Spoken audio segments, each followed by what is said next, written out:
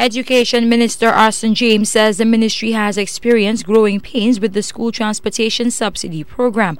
One driver out of the more than 150 drivers in the program was removed from it after he was pulled over by police and charged with drug possession. The police, I think, pulled a transporter on the side, and we were told that there was maybe a little parcel of marijuana or something, and the police had to detain the bus and so on.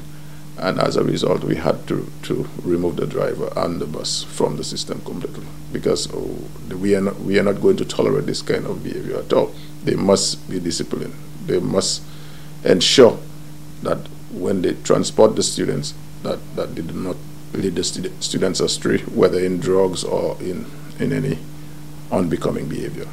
Despite that one hiccup, James says the ministry continues to fund the program because thousands of St. Lucian students are benefiting from it. The school transportation subsidy program began under the present administration in the last academic year. James says owing to demand and commitment, the program was extended this current school year. In some instances, parents had about 3 or 4 children going to one secondary school, and they would have to pay transportation costs of in excess of $300.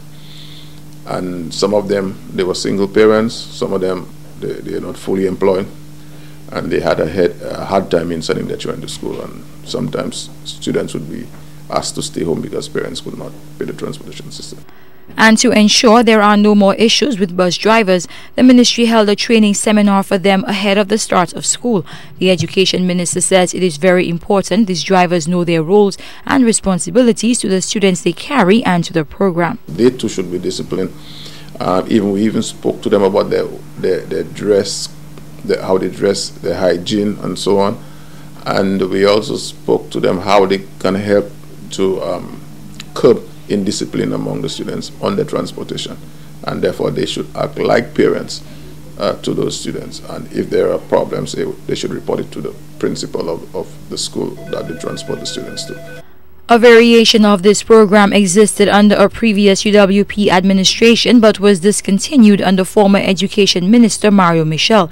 Primarily students from outside the city benefit from the program. The Education Minister says saves parents hundreds of dollars in course yearly.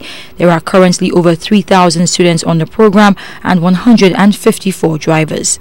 Carmi Joseph, HTS News, Channel 4.